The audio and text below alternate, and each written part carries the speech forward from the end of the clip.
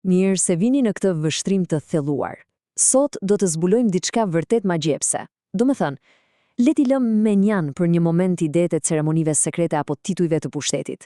Ne do t'i shohim 3 gradat bazë të masonerisë si diçka krejt tjetër, si një udhërrëfyes fantastik, hap pas hapi, për ndërtimin e karakterit ton të brendshëm.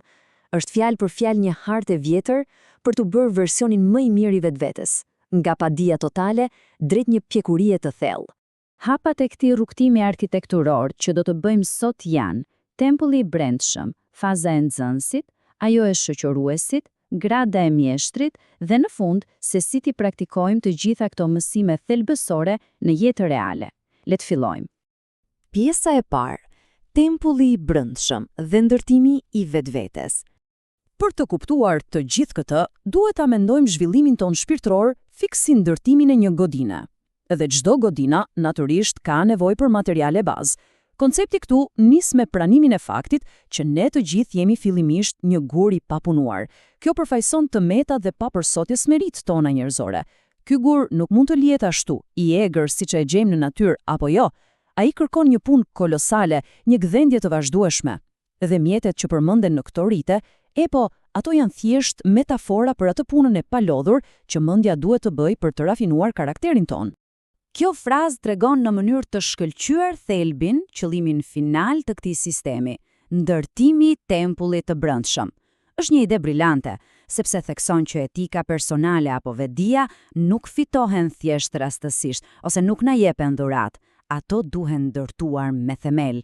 Ne nxitemi ta marrim atë gurin e ashpër të fillimit dhe ta kthejmë ndër vite në një gur të përsosur me qëllim që të ngrejmë një faltore të brendshme të mbushur me harmoni e dritë. Për të arritur atë harmoni magjike të brendshme, ky udhtim na ofron një hartë shumë të qartë, të ndarë në 3 etapa të dallueshme. Është një progresion i vërtet nga errësira drejt dritës.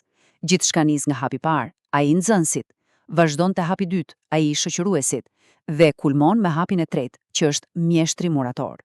Pjesa e dytë, faza e parë e këtij rrugtimi, nxënësi dhe ngritja e themelit. Mendojeni pak, ashtu si në çdo ndërtim të vërtet, nëse nuk ka një themel të fortë, gjithçka shembet. Është kaq e thjeshtë. Në këtë fazë të parë, fokusi i nxënësit është tërësisht e ky themel. E si arrihet kjo?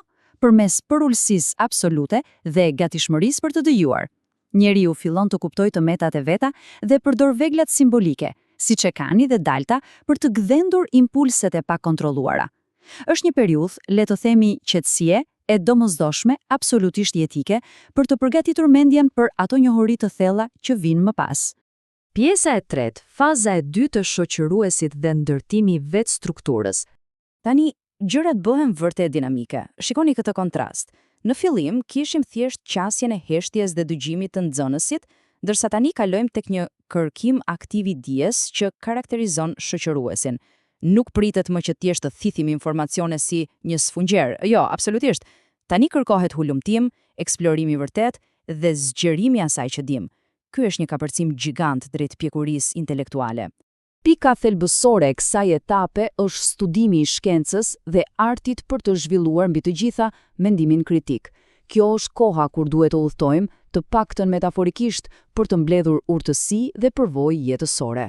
Këtu synohet me ngulma i ekuilibri delikat, që shpesh është kaq i vështirë për t'u arritur, balancimi i emocioneve të brendshme me arsyen e ftohtë. Dhe sigurisht, asnjëri prej nesh nuk është vetëm, bashkëpunimi merr një rëndësi të jashtëzakonshme. Njeriu duhet të mësojë të punojë në harmoni me të tjerët, sepse le ta pranojmë, një strukturë e tillë madhështore nuk mund të ndërtohet kurrë nga një individ i izoluar. Pjesa e katërt, faza e tretë dhe përfundimi i rrugëtimit me mjeshtrin murator. Në këtë stad të fundit godina në dukje përfundon dhe shfaqet jashtë quajturi guri përsosur. Por kujdes, kjo nuk do të thotë një iluzion sikur njeriu papritur nuk ka më asnjë tëmet dhe bëhet i pagabueshëm. Në fakt, përfaqëson një nivel të rrallë pjekurie morale dhe shpirtërore. Është fjalë për fjalë fitoria e dritës mbi errësirën e padijes. Një mjeshtër e kupton thellë se sa e shkurtër është jeta, prandaj nuk ulet të pushojë mbi dafina. Përkundrazi, ai merr përsipër përgjegjësinë masive për të udhëhequr ata që ka rreth vetes me urtësi të thellë dhe drejtësi absolute. Dhe së fundmi, pjesa e pestë, praktikimi i këtyre mësimeve përmes ushtrimeve të përditshme. Tani, pika e vërtet kritike është se si mund ta zbatojmë ne të gjithë këtë strukturë të bukur filozofike në jetën tonë të përditshme. Le t'i kthejmë në 3 ushtrime shumë praktike që mund t'i bëj kushdo. Së pari, ashtu si nxënësi, le të praktikojmë heshtjen me vetdije, të kalojmë disa momente qetësie çdo ditë për të vëzhguar e kontrolluar impulset tona të momentit. Së dyti, duke u frymzuar nga shoqëruesi, le të përgjigjemi situatave me arsye dhe mendim kritik, në vend që të shpërthejmë nga emocionet pa u menduar.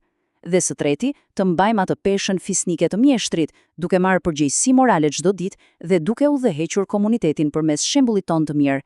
E gjitha kjo është një punë e përditshme. I gjithë ky rrugtim në sjell në një të vërtet universale. Vetë përmirësimi nuk pas ka një vijë finishi.